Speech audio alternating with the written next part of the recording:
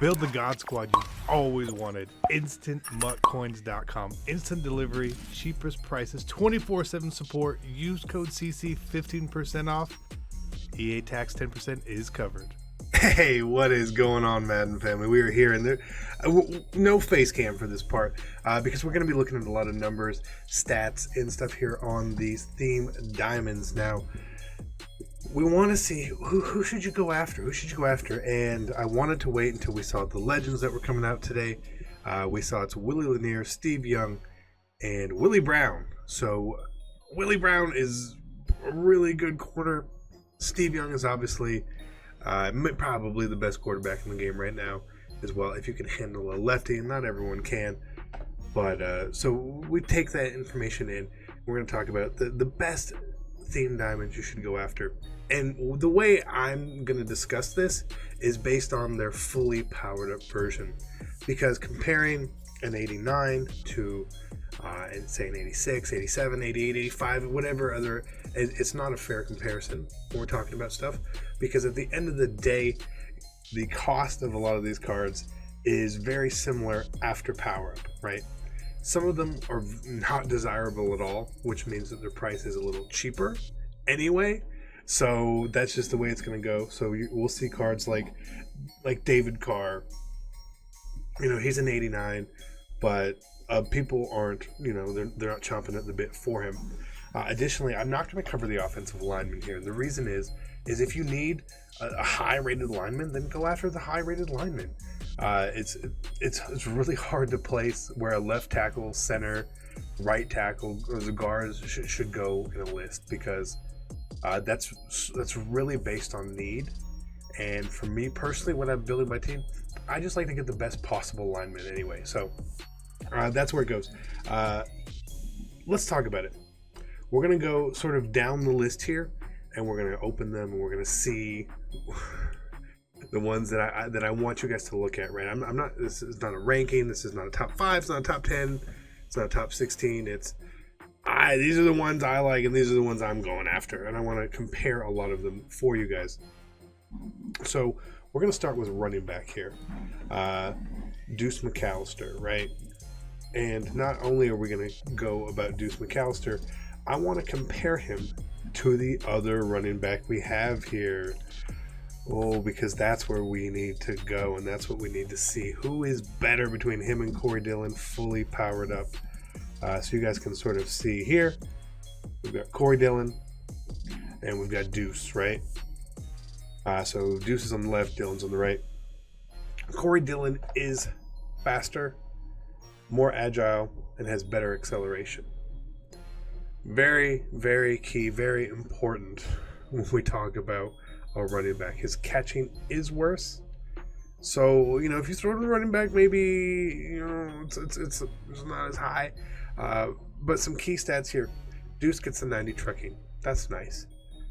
Corey Dillon has the better elusiveness, which is also helping with breaking tackles. And their break tackle is the same. So just based on that, Corey Dillon is faster, more agile, and quicker, has the same break tackle, is much more elusive than Deuce is better at trucking. He also is better at spinning, he's better at juking, and he's barely worse at carrying the ball. Which one of these cards is better? It's Corey Dillon. Now, they're both great. Corey Dillon might be the best running back in Mutt at this time. And you're hearing that, and you probably aren't understanding why. We know Marcus Allen has been everyone's favorite running back. And I get that. Corey Dillon is the opposite of Marcus Allen. Marcus Allen gets evasive. Super OP. Corey Dillon gets bruiser. What is bruiser? You guys have heard of armbar. This is armbar and the trucking version of it as well. He gets both of them. Okay? Corey Dillon, I'm spoil it, he's on my team. Okay? Corey Dillon is one of the best theme diamonds, and it's not because of some of his stats, it's because he has the ability to go along with it. So Corey Dillon is put him up. I, if I could show, I'm going to show you. You know what? I'm going to show it to you. I don't care. This is necessary. I was playing a house rules game earlier, okay? And I want to show this. You guys need to see this. It's important to understand. This is house rules. Running the ball with Corey Dillon. Watch. Corey Dillon, number 28. Just watch this. And you're going to tell me. Look. Choke slam. Choke slam. Let's do it. Let's see this again. You're telling me that this is not a player you want. I hate that this is a thing, and I think honestly it should be tuned or patched, in my opinion, because it's ridiculously overpowered. But just watch it again. Watch it again. It should. I hope it gets fixed. You know, to me, it's just too OP. But until they do it, man, join in the party, because that is disgusting. Those are choke slams. He is choke slamming people. Okay, got it. Good. Chris McAllister. We're talking about cornerbacks now. Cornerbacks. Ooh. So we've got a couple cornerbacks here. We had Mel Renfro as well, right? He's not too bad. We had Jason Sehorn as well. I believe we also had Patrick Surtain. And I believe there was one more. Peanut Tillman, right? So we're going to max all these guys out all the way. Chris McAllister's doesn't seem to go all the way. We got to put the other McAllister. Whoops.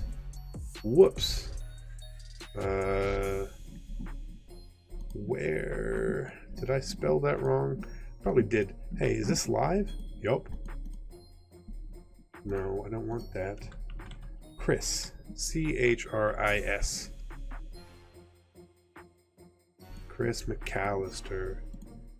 So again, we want to put everyone to 90. Right? Jason Sehorn, my head doesn't have him all the way to 90, okay? So if we look here, Chris McAllister is the slowest, and then it goes Tillman, Renfro, Surtain, and Sehorn. Sehorn is definitely the fastest. Jason Sehorn is the strongest. Jason Sehorn is second in agility, first in acceleration. Just remember, Jason Sehorn, this is 89. He actually goes up to a 90. He gets better than this, okay? Catching, everybody drops interceptions, in my opinion.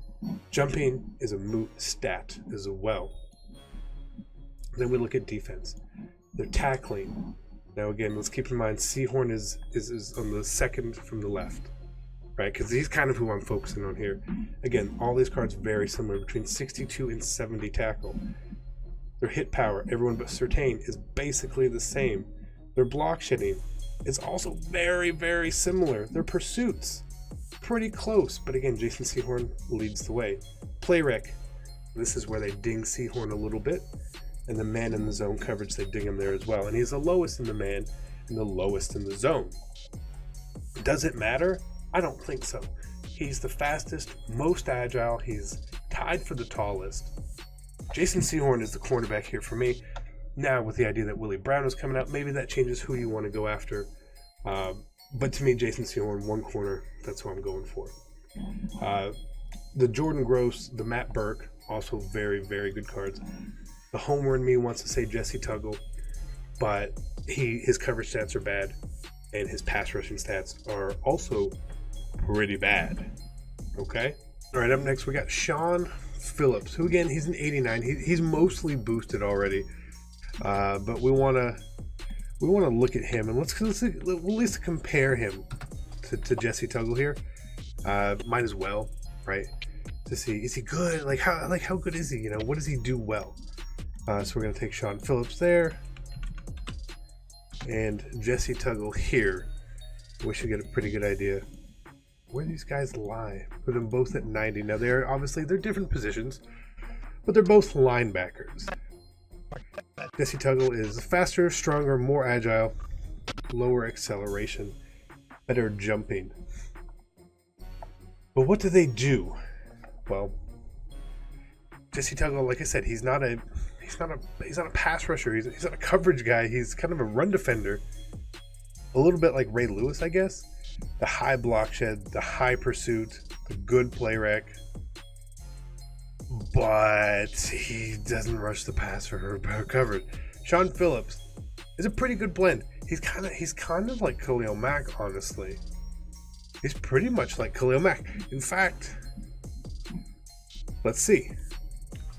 I think he's like Khalil Mack. That would be my most closest comparison to him. So let's see how far off I am just at a glance, right? Khalil Mack is slower. But Khalil Mack is also one less overall. Khalil Mack is stronger, more agile, less acceleration. Okay, cool. So we know that the physical stats, they're pretty close. The defensive stats, Khalil Mack is worse at tackling. Hit power, basically the same. Their finesse move and their power moves, they're flipped. Their block shedding, 3 difference. Their pursuit, 1 difference. Their play rec, 1 difference. Shawn Phillips is a pretty good card. Okay, now if you need a pass rushing linebacker, he's not bad at all to get. He's not cheap either. He's not cheap. We see that he's $250K. Khalil Mack is probably right around the same. To get someone very, very similar to it, if you want to do the set maybe for Shawn Phillips, it could be the move. But it just depends. You know, he's a very good card in a position that is already very loaded, and people have a lot of there. The Khalil Mack and the Von Miller are a lot of people's lineups already. So maybe you don't go after Shawn Phillips, but I mean, if you did, I wouldn't be mad at you. Otto Graham. Oh, let's talk about Otto Graham. I think he looks really good. I'm not looking for a quarterback, especially after now seeing Steve Young. Keep in mind, Otto Graham. His speed is okay. His throw power is okay as well. None of his ball carrier stuff really stands out. Let's be honest. But for passing the ball, he can hit all the passing thresholds. The passing thresholds are 80 short, 85 mid, 90 deep. A little bit of chemistry, a little bit of go deep on him. He hits all of those. Otto Graham could be a very good and very usable quarterback for a long time. His next card, I think, will be really good whenever that comes.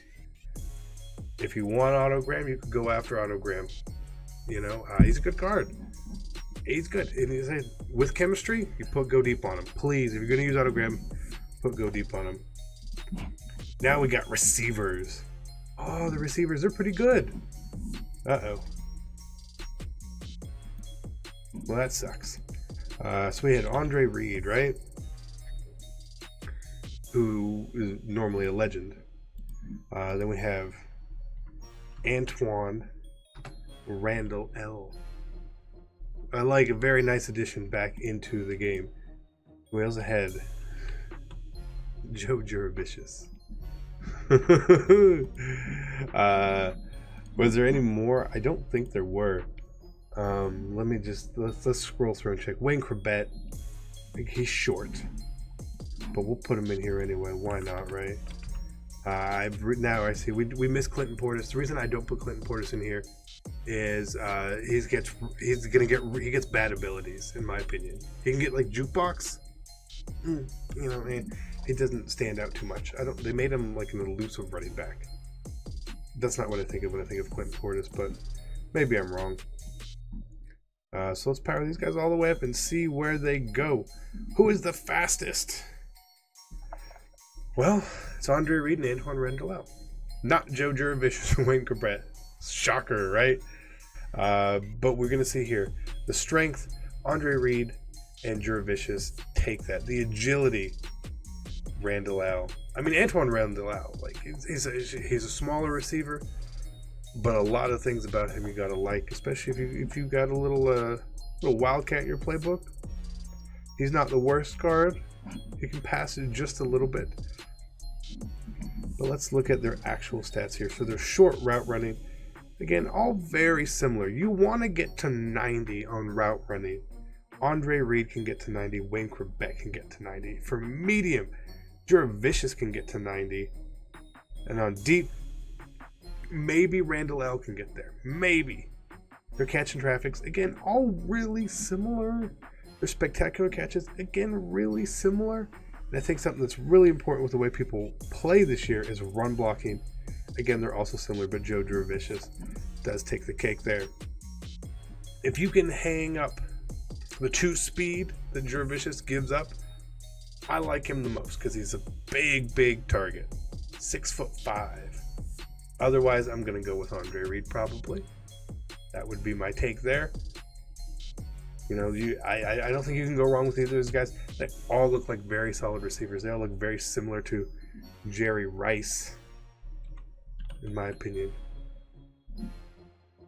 Let's take a look at Jerry Rice. We'll just add him in here. We see here Jerry Rice is 88 speed, right around there. Strength near the same. Agility near the same. Acceleration near the same, right? And we're going to get into his short route running of 90 and his medium of 88. This is where Jerry, he can hit 2 thresholds.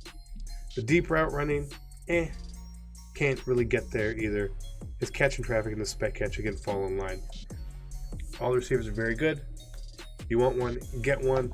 You want a big target, you get Jurevicius. Otherwise, for me, my money goes to Andre Reed.